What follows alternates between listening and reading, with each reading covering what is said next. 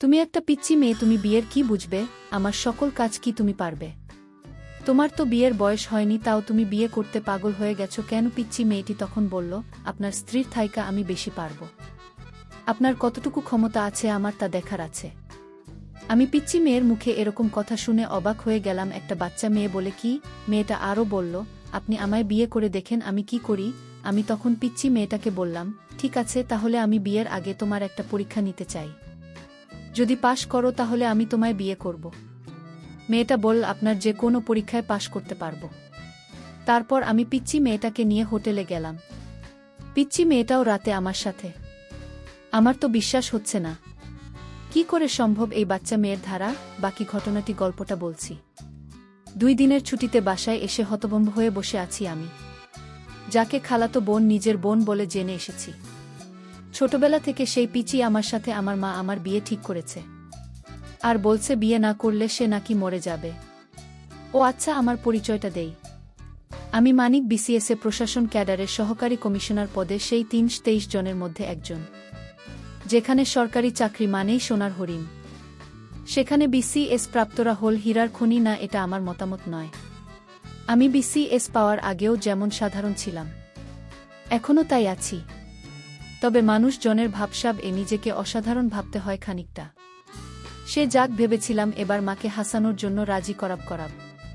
কিন্তু যখনই আমি হাসার কথা তুললাম, সাথে সাথে মায়ের চেহারা আগুনের মতো জ্বলে উঠল। আমি এবারও তাকে আমার ডিসিশন দিলাম না, কেবল তার ডিসিশনের জন্য কিছুক্ষণ দাঁড়িয়ে রইলাম। কিন্তু তারপর মা যা বলল তা তো অসম্ভব। আমার পিচ্চি খালাতো বোনকে আমি বিয়ে করব কিনা সেটা নিয়ে আমার মাথা ব্যথা নেই।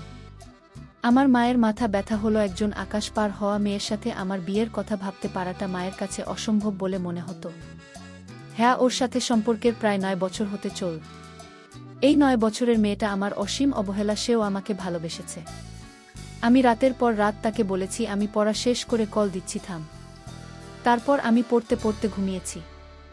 সে তার মতন অপেক্ষায় থেকেছে আমার। এসব তো বলছি না শেষ করার পর এর গল্প, তার আগেও এমন অনেক ঘটনা আছে যা এই মেয়েটা মুখ বুঝেই হয়ে গেছে। কেবল এতটুকুই বিশ্বাস রেখে দিন শেষে আমি তার। সে বয়স বাড়িয়েছে। আমার জন্য তার বাবার শাসন, মায়ের রাগ বেশ খানিক সম্বন্ধ। বয়স পার হয়ে যাওয়ার দোহায় কোনো সমস্যা দেখিয়ে সে আমাকে ধরে রাখতে চায়নি। বরং সবসময় আমি যেটা পারবো না বলছি, সে বলছে আমি জানি তুমি পারবে। মেয়েটা কিছু কারণে আমি উপেক্ষা করতেও পারিনি। বহুবার তার কথা ভেবে তাকে বলেছি তুমি বিয়ে করে নাও। তার সেই এক কথা, বিয়ে করলে তোমাকে করব নয়তো না। এই কথাটা খানিকটা স্বস্তি দিত আমাকে। আজকাল সে আমার উপেক্ষা সহ্য করে অবহেলা মেনে নেয়। যেতে চাইলে আটকায় না, করোনা ধরলে আর পরে কল দেয় না। নয়তো বছর অপেক্ষা করতে করতে মেয়েটার অপেক্ষা করার মতো কঠিন একটা রোগ হয়ে গেছে বোধ হয়।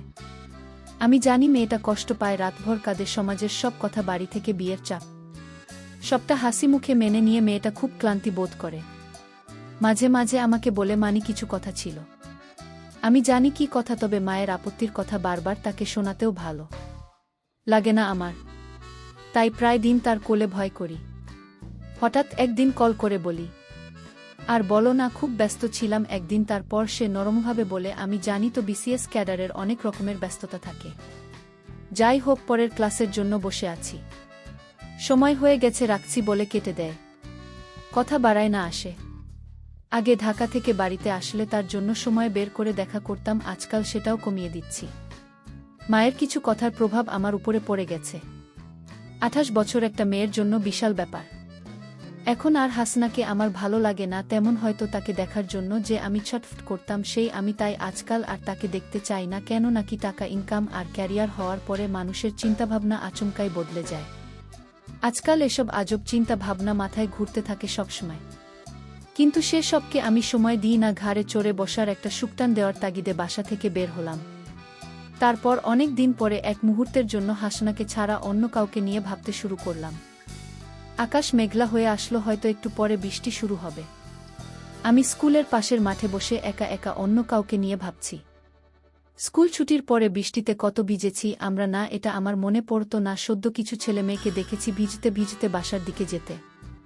1-2টা বেনি করা মেয়ের দিকে চোখ যেতেই তার লাজুকতা দেখে বুঝলাম পাশের ছেলেটাকে সে খুব ভালোবাসে। কিন্তু এই মেয়েটা কি জানে প্রতিষ্ঠিত হওয়ার পরে ছেলেটাকে ছেড়ে দেবে, এই ভেবে কিছুটা মন খারাপ হয়ে গেল। তারপর মনে হলো আচ্ছা আমিও একই কাজ করেছি।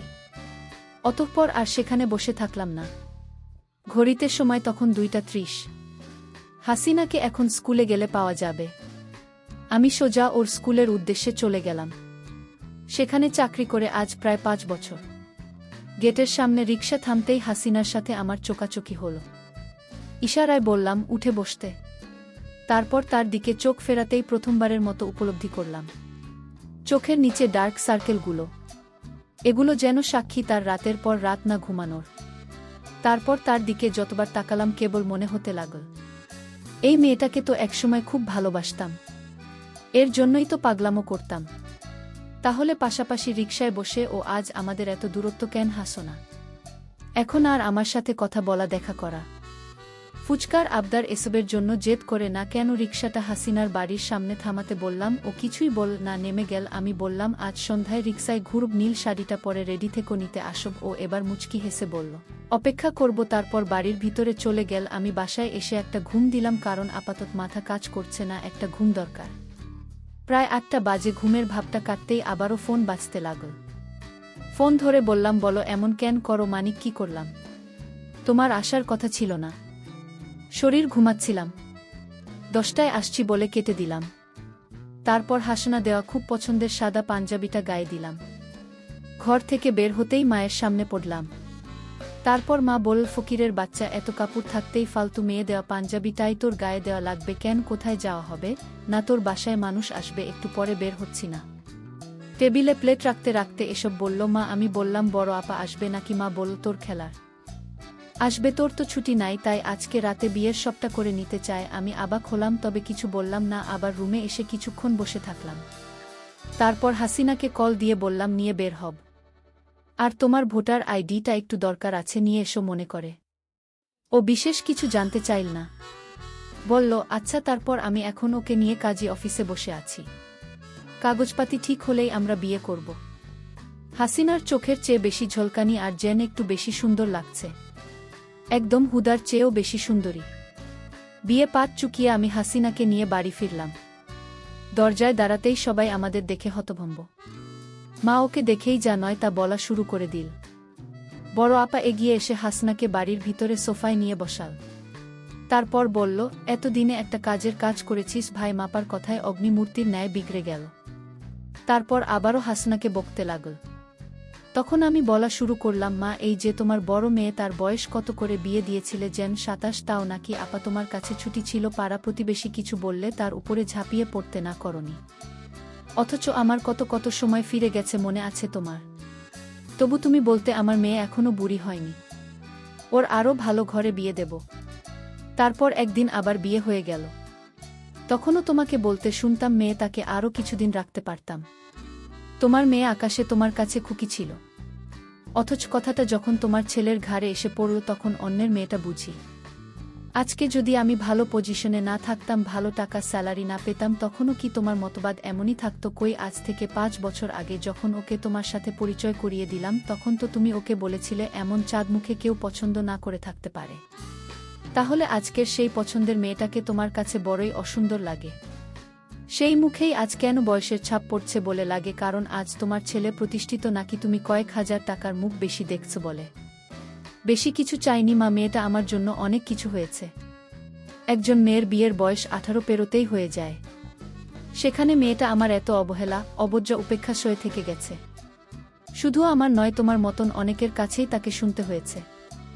এমনকি সেই তালিকায় তার পরিবারও রয়ে যায়। ওকে আমার জন্য মেনে নিও না মা, মন থেকে মেনে নাও, নয়তো এই সাংসারিক আগুনে আমরা সবাই পুড়ে যাব। মেয়েটা অনেক স্বপ্ন নিয়ে ঘর ছেড়েছে, মা মেনে নাও বলে পায়ে বসে গেলাম। আমার দেখা দেখি হাসনা এসে মায়ের পায়ের কাছে বসে পড়ল। মা কিছুক্ষণ চুপচাপ দাঁড়িয়ে থেকে আমাকে বলল খালাদের খাইয়ে দিতে, তারপর সে তার রুমে চলে গেল। আমরা আরও কিছুক্ষণ ওভাবে বসে থেকে নিজেদের দিকে হতবাক হয়ে তাকিয়ে রইলাম। প্রায় 6 মাস কেটে গেছে বিয়ের এখন, আর আমি হাসিনাকে অবহেলা করি না। হাসিনা আবারও আগের মতো বুক দিয়ে দিনভরের গল্প শোনায়। মা কি বল, কি করল?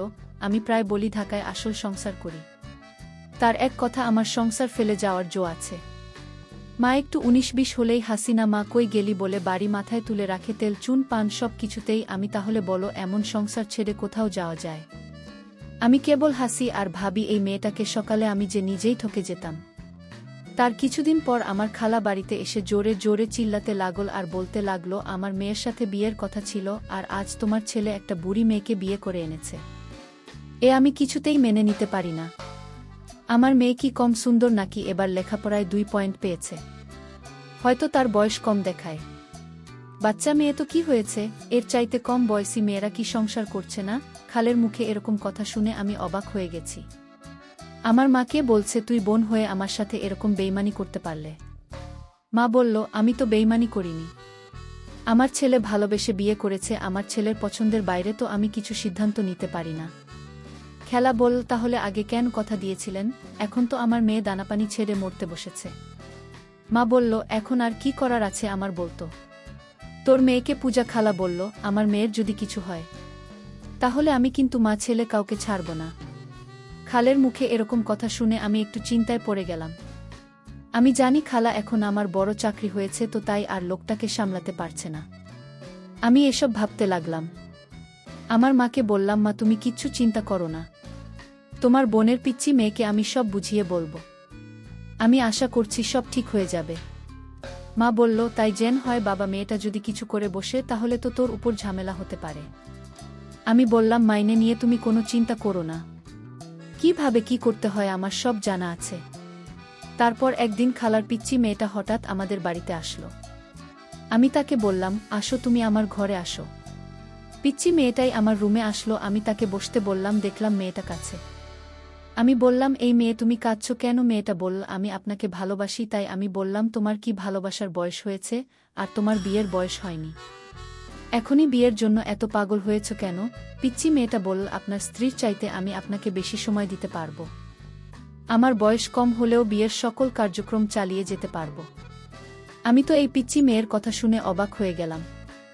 ছোট্ট একটা মেয়ে বলে কি, তার মাথায় তোমায় কি ভূত চাপিয়ে দিচ্ছে নাকি? আমি তখন পিচ্চি মেয়েটাকে বললাম আচ্ছা ঠিক আছে, তুমি কিছুদিন অপেক্ষা করো, আমি তোমায় বিয়ে করব, তুমি হবে আমার দ্বিতীয় স্ত্রী।